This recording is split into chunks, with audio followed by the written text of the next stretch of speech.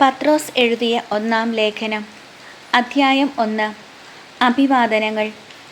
യേശുക്രിസ്തുവിൻ്റെ അപ്പസ്തോലനായ പത്രോസ്, പിതാവായ ദൈവത്താൽ തിരഞ്ഞെടുക്കപ്പെട്ടവരും യേശുക്രിസ്തുവിന് വിധേയരായിരിക്കുന്നതിനും അവൻ്റെ രക്തത്താൽ തളിക്കപ്പെടുന്നതിനും വേണ്ടി മുൻകൂട്ടി നിശ്ചയിക്കപ്പെട്ടവരും ആത്മാവിനാൽ വിശുദ്ധീകരിക്കപ്പെട്ടവരുമായി പോന്തസിലും ഗലാത്തിയായിലും കപ്പദോക്കിയായിലും ഏഷ്യയിലും ബിഥീനിയായിലും പ്രവാസികളായി ചിതറിപ്പാർക്കുന്നവർക്ക് എഴുതുന്നത്, നിങ്ങൾക്ക് കൃപയും സമാധാനവും സമൃദ്ധിയുമുണ്ടാകട്ടെ. സജീവമായ പ്രത്യാശ. നമ്മുടെ കർത്താവായ യേശുക്രിസ്തുവിൻ്റെ പിതാവായ ദൈവം വാഴ്ത്തപ്പെട്ടവനാകട്ടെ. അവിടുന്ന് തൻ്റെ കാരുണ്യാതിരേകത്താൽ യേശുക്രിസ്തുവിൻ്റെ മരിച്ചവരിൽ നിന്നുള്ള ഉദ്ധാനം വഴി സജീവമായ പ്രത്യാശയിലേക്കും നിങ്ങൾക്കായി സ്വർഗത്തിൽ കാത്തു സൂക്ഷിക്കപ്പെടുന്ന അക്ഷയവും കളങ്കരഹിതവും ഒളിമങ്ങാത്തതുമായ അവകാശത്തിലേക്കും നമ്മെ വീണ്ടും ജനിപ്പിച്ചിരിക്കുന്നു.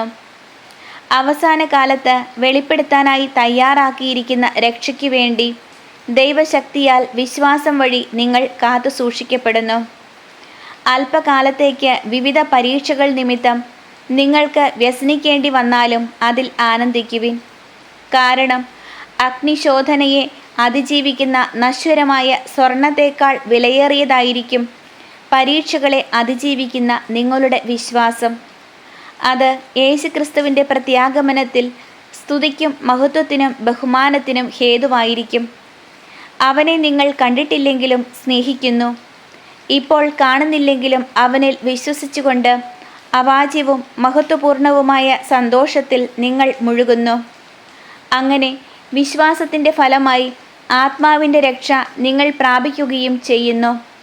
നിങ്ങൾക്ക് ലഭിക്കാനിരിക്കുന്ന കൃപയെപ്പറ്റി മുൻകൂട്ടി അറിയിച്ച പ്രവാചകന്മാർ ഈ രക്ഷയെക്കുറിച്ച് ആരായുകയും അന്വേഷിക്കുകയും ചെയ്തു. ക്രിസ്തു സഹിക്കേണ്ടിയിരുന്ന പീഡകളെക്കുറിച്ചും അനന്തര മഹത്വത്തെക്കുറിച്ചും അവരിലുണ്ടായിരുന്ന ക്രിസ്തുവിൻ്റെ ആത്മാവ് മുൻകൂട്ടി പ്രവചിച്ചു. അവരാകട്ടെ അത് എപ്പോഴെന്നും എങ്ങനെയെന്നും ആരായുകയും ചെയ്തു. അവർ തങ്ങളെ തന്നെയല്ല നിങ്ങളെയാണ് ശുശ്രൂഷിക്കുന്നതെന്ന് അവർക്ക് വെളിപ്പെട്ടിരുന്നു. സ്വർഗത്തിൽ നിന്ന് അയക്കപ്പെട്ട പരിശുദ്ധാത്മാവ് വഴി സുവിശേഷ പ്രസംഗകർ ഈ കാര്യങ്ങൾ നിങ്ങളെ അറിയിച്ചിട്ടുണ്ടല്ലോ. ഇവയിലേക്ക് എത്തിനോക്കാൻ ദൈവദൂതന്മാർ പോലും കൊതിക്കുന്നു. വിശുദ്ധരായിരിക്കുവിൻ. ആകയാൽ നിങ്ങൾ മാനസികമായി ഒരുങ്ങി സമചിത്തതയുള്ളവരായിരിക്കുവിൻ. യേശുക്രിസ്തുവിൻ്റെ പ്രത്യാഗമനത്തിൽ നിങ്ങൾക്ക് ലഭിക്കാനിരിക്കുന്ന കൃപയിൽ പ്രത്യാശയർപ്പിക്കുകയും ചെയ്യുവിൻ. മുൻകാലത്ത് നിങ്ങൾക്കുണ്ടായിരുന്ന അജ്ഞതയുടെ വ്യാമോഹങ്ങൾക്ക് അനുസരണയുള്ള മക്കളെന്ന നിലയിൽ നിങ്ങൾ വിധേയരാകാതിരിക്കുവിൻ. മറിച്ച് നിങ്ങളെ വിളിച്ചവൻ പരിശുദ്ധനായിരിക്കുന്നതുപോലെ എല്ലാ പ്രവൃത്തികളിലും നിങ്ങളും പരിശുദ്ധരായിരിക്കുവിൻ.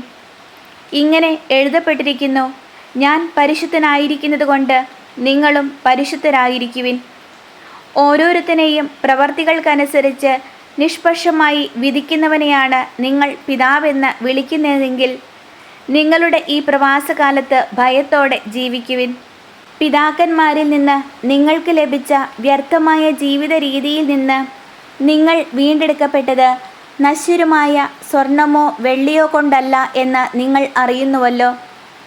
കറയോ കളങ്കമോ ഇല്ലാത്ത കുഞ്ഞാടിൻ്റേതുപോലുള്ള ക്രിസ്തുവിൻ്റെ അമൂല്യ രക്തം കൊണ്ടത്രേ.